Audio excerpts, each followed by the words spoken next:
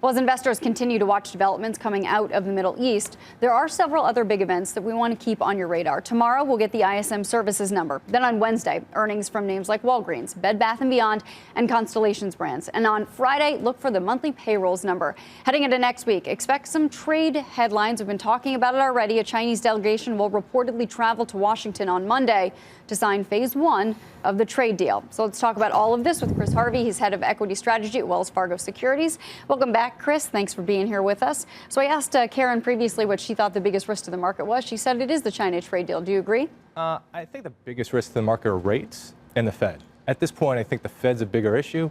Everyone is now convinced that the Fed's going to push equities higher and equities higher. I think at this point, we've seen much of what we need to see from the Fed. We have $400 billion of balance sheet increase, right? At this point, I don't know how much more we're going to get.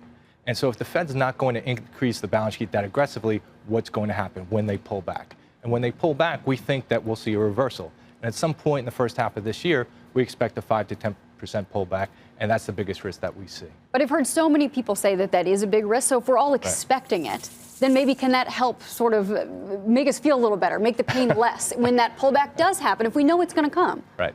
So we can feel however we want, may make you feel good, may make you feel bad, but that won't stop it from happening, right? So what did we see? Balance sheet expanded by more than 10%. S&P was up by more than 10%. The balance sheet stops shrinking or stops growing, then we should expect to see some sort of pullback. Expectations, as other people were saying, expectations are very high, VIX is very low, and we just can't continue to have multiple expansion at this juncture. So when you think about Fed risks, are you pricing in any cuts, any hikes, anything, just all balance sheet related? So the House view is for one more cut, but the real risk now is that we've pushed everything that we could. We have massive multiple expansion. That was partly due to trade truce, we'll say, phase 1 deal. But more importantly, that was related to a liquefaction of the markets. That's not going to repeat itself. And what I think we're going to see is a very modest increase in EPS and EPS growth. Getting back to the C-suite and what they're going to say coming up, why would you go out of your way to increase guidance at this juncture? 12 months is a long time. You also have a political year. You have a lot of volatility coming down the pipe. So why do you increase guidance this early in the new year? So I have a hard time believing that earnings are going to do it in the first half of this year. Where do earnings need to be, Chris, in order for this? People talk about 5% earnings growth. I don't think we're going to get anywhere close, but is that sort of the bogey? Yeah, that's the bogey that we're using. We were low on the street last year. We're still low on the street. 5% seems like a reasonable part.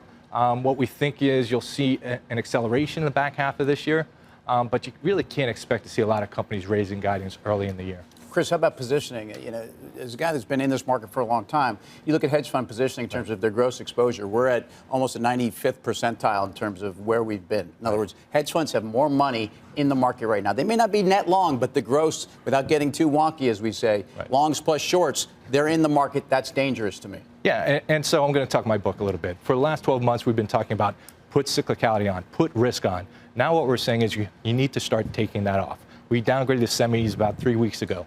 Take some cyclical exposure off. Take some risk off. Everyone's gotten a lot more aggressive. Everyone's gotten a lot more positive. Everyone's gotten a lot more constructive. There's a lot less fear. There's a lot more greed at this point in time.